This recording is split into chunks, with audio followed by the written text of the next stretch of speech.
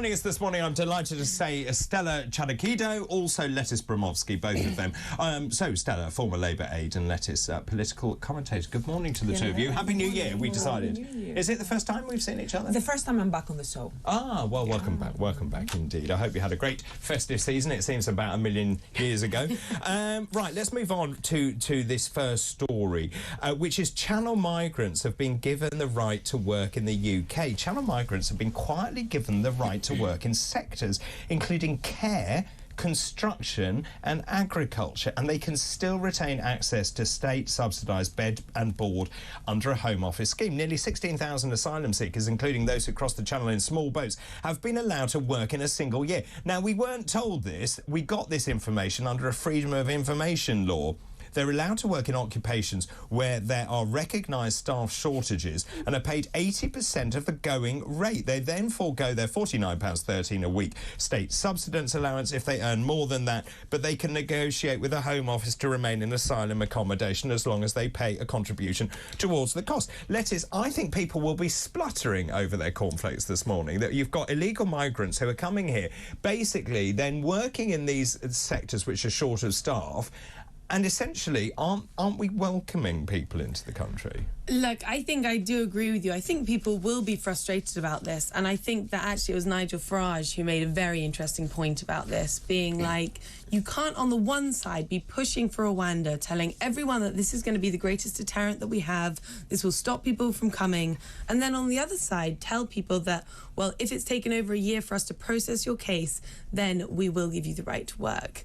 I think they're giving mixed messages on this. On my personal opinion, though, I think that these people should be allowed the right to work. I think if it's going to get them off the state's back, if it's going to allow them to earn their own money, could you imagine sitting there for a year, going stir crazy? And it's a really good point, and you make the point that it is if you're kept here for a year and they have an unresolved case, so you've been stuck there where you can't work, you're basically stuck in the system. It is a good point, isn't it? Because actually, wouldn't we be better to use that labour in this country, in those shortage occupations? Well, 2 points, David. Firstly, this has been going on forever, and it's not just in the UK, it's all over the world. Indeed. We know for a fact that it is in government's best interest very often to turn a blind eye to illegal immigrants, not just asylum seekers, and asylum seekers are not de facto illegal immigrants until they've been proven to be illegal immigrants. So governments have been doing this for ages exactly because of the massive labour staff gaps that we have in the UK.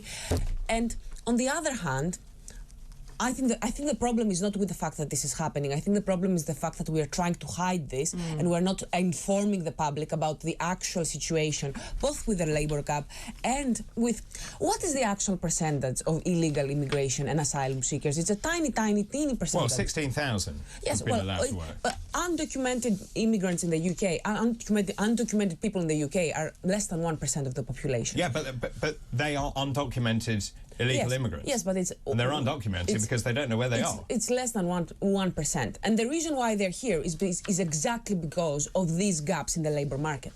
Hang on a minute, that's not the reason they're here. They didn't come here because there are gaps in the labour market. They came here to seek a better life.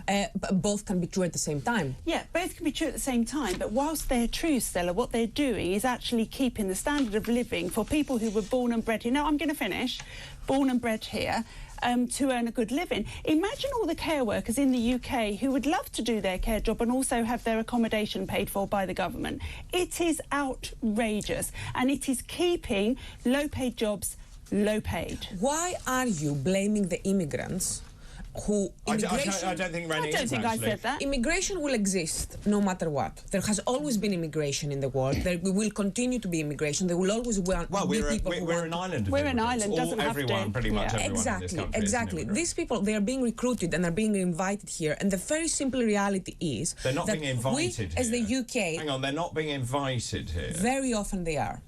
No, they're not. People on small boats aren't being invited into this country. They are escaping or getting onto a small boat and paying a lot of money. The people who are going to be paying them, the people who are going to be recruiting them, the people who are going to be employing them, very often do make it very clear that they want them there. So they say to them in Calais, please jump in a small boat because we'll give you a job. No, that's not what I'm saying, Renee. What I'm saying is that a lot of these people, they know that there is a job waiting for them here.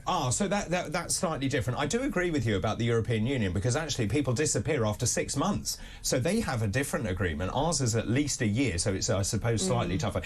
You mentioned Nigel Farage. Doesn't Nigel Farage have a point here, which is essentially saying you're having mixed messages, because you're saying on one hand, we don't want you to come, we're going to send you to Africa. At the same point, if you do come, we're going to give you a job. No, he doesn't, because that's not why people are going to migrate no matter what. And people are going to be obsessed with immigration when you tell them that you are going to stay in your country, there is absolutely nothing you can do, because the type of person who wants to migrate is the type of person who wants to migrate. The type of person who wants to stay home with their families is the type of person who wants to do that.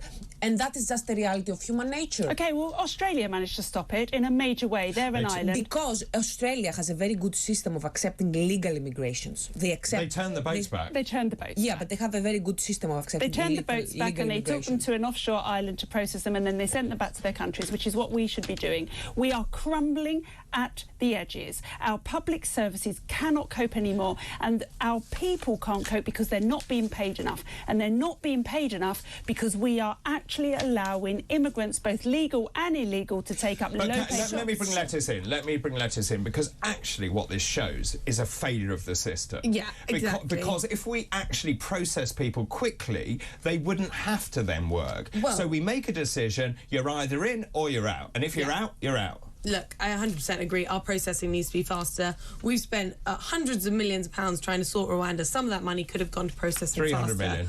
I think Stella made a really important point earlier, saying that in the last week, we've had 2 instances of this government trying to cover up situations going on around immigration. First, we find out that 6,000 people have just gone missing, completely uncontactable, illegal immigrants, somewhere in the country. And now we find out this as well.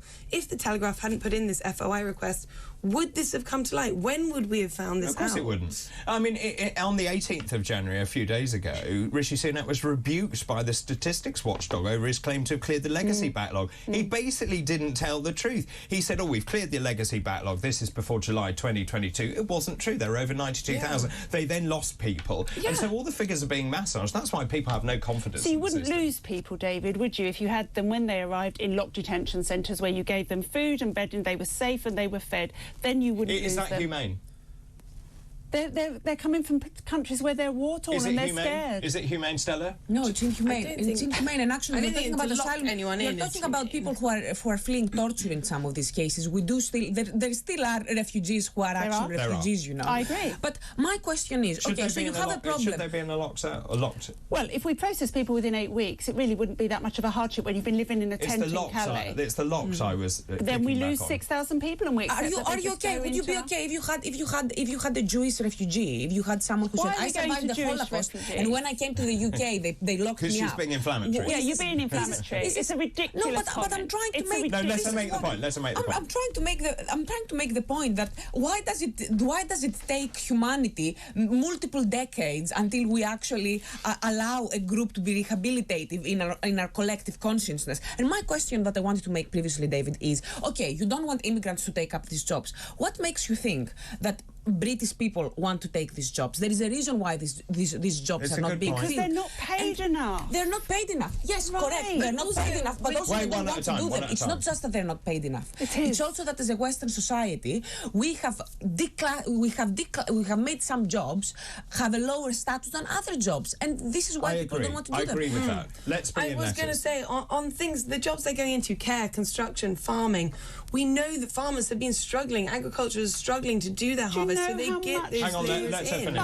But do you know, Lettice, how much farmers pay people to pick their fruit? But if British people aren't willing to do it, it's better to get someone in who is willing to do it than to let all that to be food fair rot. to some of the farmers, they give food and accommodation, and then they take that money out of their salary as some rent. do, not all of Right. them. Not all of them do. But just in terms of that, let's just move on quickly to Rwanda. Rishi Sunak breathing a sigh of relief. He got the Safety of Rwanda Bill through the Commons. It was interesting yesterday. I think it was Sir Geoffrey Clifton Brown. We were talking to him about the amendments in the House of Lords, and I've heard that again this morning from Max about the primacy of that chamber. So they will play with this bill, but ultimately it will go through.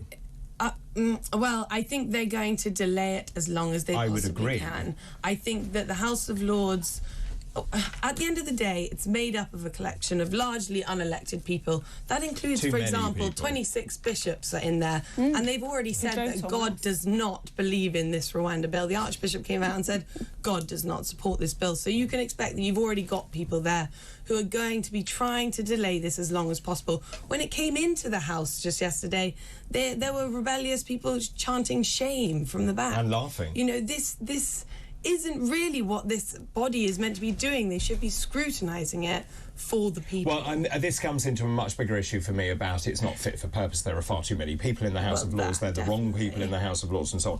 The fact it is in the House of Lords now, Stella, is it right that they pass it because it was the will, I think, of the nation? It has gone through the elected chamber. Should it go through the House of Lords? Was the manifesto commitment, though? No. But electorally, you can see the parties who are doing the best are the ones who are tougher on I think immigration. eventually they will let it pass for exactly the reason you are saying. I don't think the House of Lords is going to block it in the end. I do think they are going to scrutinise it. I don't think much is going to change.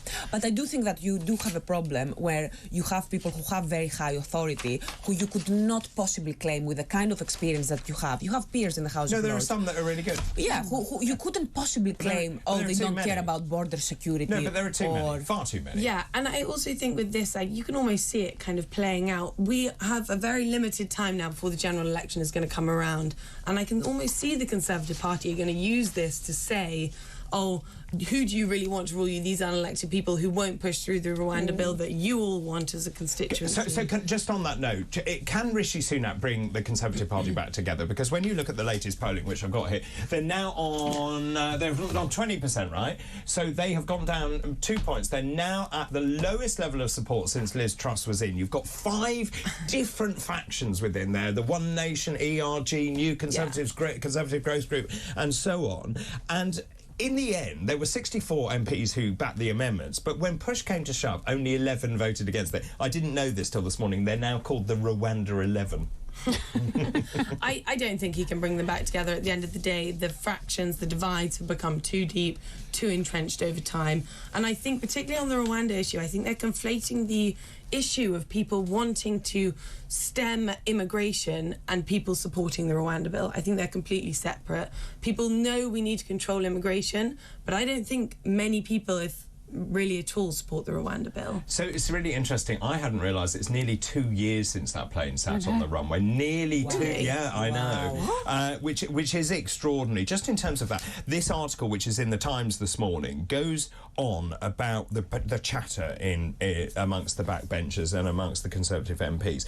And this great quote that came up this morning: the tension can't hold for very long. It can only be resolved by removing the Prime Minister. Here we go again. No. Dun, dun, dun. Do you think it's possible? No, I don't think so. I don't think they are going to be... it would be suicidal to go into a leadership election right now. Another I don't one. think they're doing it. Yes, I think. But the thing is, there are a lot of people in the Conservative Party who want to become leader. You can see that because I think all of the people who have come out in the last couple of years pretending to be so passionate about the Rwanda plan or other anti-immigration rhetoric, I think the only reason why they're doing that is because they want to pander to the reform vote. They're afraid of Nigel Farage, and they think that this is going to make them look like leadership material. They think that this is panacea for them, basically, which is a fantasy. I think it's a fantasy to think that a normal Conservative MP is just going to come out looking really boldly right-wing and the electorate is just going to fall in line behind them. That's not going to happen. Really? I think they're going to stick with Rishi Sunak. I just think that's going to be interesting over this year. I think as we march across Europe and we see all of the elections that are happening across Europe and in the States and here, I think you might find that lots of ordinary people do want a right-wing government. And I think that the proof of that will definitely be in the eating.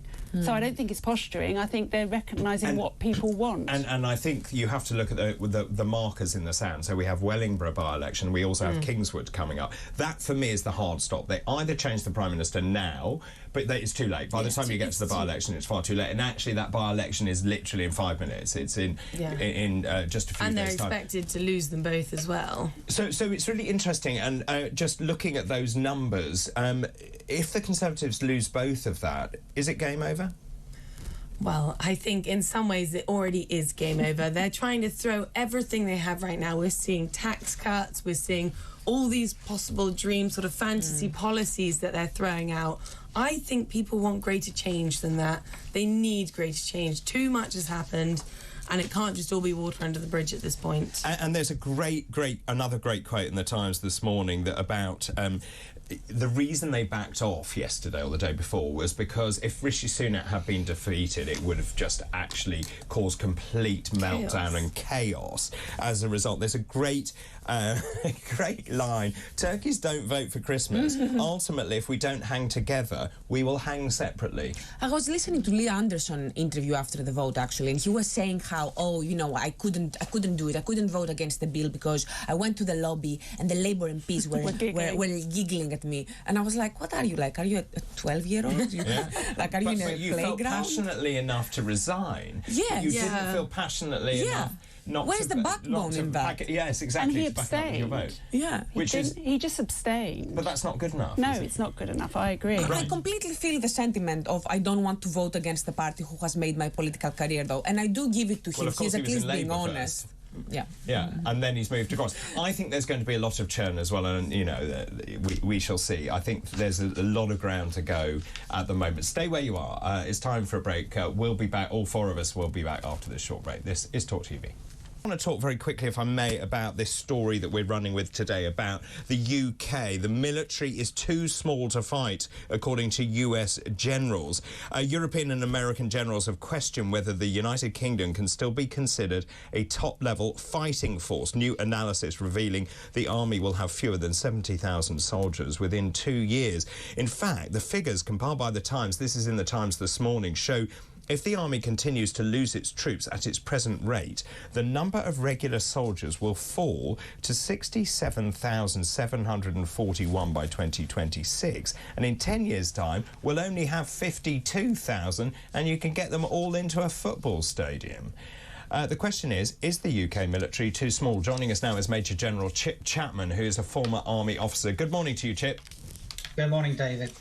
So I'm deeply concerned about the reduction in troop numbers in this country. It seems defence is not Rishi Sunak's priority. We've seen people like Ben Wallace saying this is just simply not acceptable. What are your thoughts on it? Well, there are always opportunity costs. If you want to give more money to defence, you give less money to education and building schools, which are, we all know have concrete cancer, and the National Health Service. And I think you need to understand, firstly, that we work within a NATO framework, and NATO has expanded with obviously the 31st nation of Finland joining, which gives additional capability, and Finland likely to join shortly. So it's within that framework that you need to look at, is the defence budget large enough for the threats we face?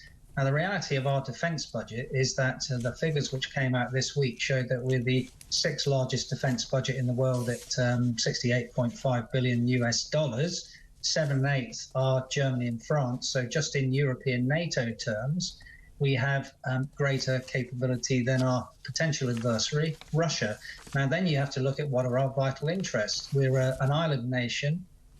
Integrated air and missile defence is more important than the army. The Navy is more important than the army, i.e. that is because of the need to secure the vital trade routes, as we see in the Red Sea, and indeed in the North Atlantic, because we are a nation which imports all our goods. No man is an island, and we're not. And those are the key things. It's not necessarily the army. So it's not the size of the army, it's the size of the capability. That's not to say there aren't capability gaps in the army. We took severe capability holidays when they were campaigning in Afghanistan. Those are called really the 4+1 capabilities, which there needs to be significant investment in. That's in what they call fires, long-range artillery, air defense, drones, electronic warfare, and logistics. That is, you know, we need to make sure our stockpiles are bigger. But there isn't really an underinvestment narrative. We've had a severe lack of vision of what particularly the Army needs to do, not what the Navy and Air Force need to do. That's a brilliant point. Just in terms of the Navy, we know we're going to decommission 2 ships because we don't have the crew. We can't recruit anyone. Capita's been brought in to try and crew some of these vessels as well. HMS Diamond, which I've mentioned before, is the only Type 45 destroyer still on deployment. We simply don't have the personnel if we're going to continue in that traditional form of defence and warfare. Yeah, and that's it's a great point with HMS Diamond, because you have a trade-off. At the moment, there are 6 Type 45 destroyers. HMS Diamond is in the Red Sea. If there was a threat, we don't have any ballistic missile defence of the UK. So Diamond, you have a choice ultimately if there were a threat today, which is, do you defend London from ballistic missile defence, or do you defend the Red Sea? And if you want to defend both, you need more than one Type 45 destroyer out there. What people don't understand is what are the key things which consume all the money in defence. And there are 4. It's pay, because it's a volunteer force. It's pensions. It's Cat-A equipment programmes, those over a certain hundreds of millions of pounds, and fuel costs. And we're already carrying something like £17 billion worth of risk in the equipment programme over the next 10 years. That's from the National Audit Office. So if you give a bigger defence budget, I'll guarantee it will be consumed by cost growth in equipment programs. That doesn't necessarily buy you more personnel. It doesn't necessarily buy you more capability. It may enable you to stand still. But we are within a NATO framework. And NATO is stronger and with more purpose than it was in 2022 because of the actions of Russia. So it's not necessarily a decaying narrative in a European framework. European NATO already outspends Russia. If you add the behemoth of US, which spends $877 billion a year, you know, it's a no-brainer.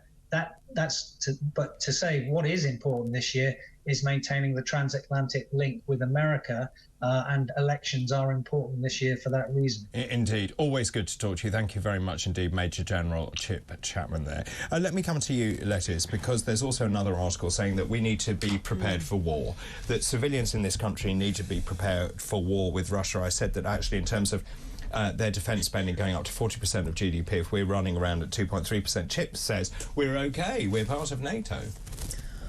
I think that you can never not be prepared enough for these kind of things. They said 20 years this morning in the papers. Grant Shapps said on Monday we could be looking at more like a year only. I think the reality is we're getting warnings from all over the place, and the war with Russia and Ukraine is ongoing. The Baltic states are preparing much more for what will happen if Ukraine does lose this war. Because if they lose, once Russia regains all its troops, the likelihood is, we saw it happen in Crimea and then it happened in Ukraine, the likelihood is they're going to move on to the Baltic states. They're going to come into Europe. And I don't think that Russia would be willing not to do that. We've got this sort of totalitarian bloc that is forming between Russia, China, Iran, North Korea. They're preparing. We see them doing military exercises all the time, firing warning missiles. We need to be equally as prepared. And Stella, just in terms of that, Chip made a great point about the politics, the dynamics in the United States. Of course, Trump doing incredibly well in Iowa. We saw him in New Hampshire, for example. This will continue. He's going to become the nominee, isn't he, for the Republicans. Do you think the world is safer with Trump? No. Why? I don't think the world is safer with Trump for many reasons. Although sometimes I do agree with him, because he tends to be less in favor of military operations, and he recognizes that, not that I'm a pacifist, by the way, but he does recognize that the US cannot continue being the sole policeman of the world. This used to be its historical role. It cannot continue doing that. What I think is more important than looking at military operations, which, as you said, all the evidence is there that the military capacity of the UK is deteriorating. What I would add to that at what part of the UK, of the British infrastructure, hasn't deteriorated since 2010. That's what I would say. But putting that aside, I think energy security is something that is a lot more important if we're thinking about our security long term. Because right now, the high cost of energy are forcing us to make foreign policy decisions to take that into consideration. Well, it's a lack of joined up politics, isn't it? The fact is that we haven't built nuclear power stations. We've talked about it as long as I've been alive. And we're importing electricity through the interconnectors from Europe. And the fact is, actually, at the end of the day, we're saying, OK, we're going to get to net zero. But actually, if people freeze and starve to death, it doesn't really matter. Well, I mean, you can just look at the Tata steel works that are being closed down at the moment to show that our industrial policy just isn't what it used to be. And we're now going to have to go and import at vast expense all that sort of virgin steel that we need. So let me ask you a big question. What is the number one issue in this general election coming up for you? What is the number one thing people will vote on? Is it immigration? Is it the economy? Is it energy the number infrastructure? one thing people always vote on is how wealthy they feel at that time, how well off, how good their life is. At the end of the day, when it comes right down to an election, it's the cost of living, it's the economy, it's how people feel. Energy security, because everything is going to fall under that. So which one is it, though? So energy security, or is it cost of living? Energy security, because the cost of living crisis, you're not going to fix it unless you have that. You think people are going to vote on energy security? I don't think people are going to vote on energy security. So you will. For me, it is very important. But actually, energy security underpins cost of living. So I it think again is cost of living. Polling shows that the three top priorities for the voter are the economy, inflation, and the NHS. Renee, it's all about the economy, stupid. Yeah, it's about the economy and immigration. That's what it's about, because the immigration affects the cost of living. I think it's still about immigration. It goes to everything. Bloody immigrants, they're making government policy, they're making us all poor. No, I think we welcome immigration, but it has to be controlled and measured and make sure the infrastructure can cope with the influx of people into this country. And I don't think that's stupid. But when it comes down to the real core of it, people vote with their wallet. They vote on where they think they're going to be wealthiest. Thank you very much to both of you for coming in this morning. That's Stella Chadakido and also Lettice Bromovsky. And that was today's head.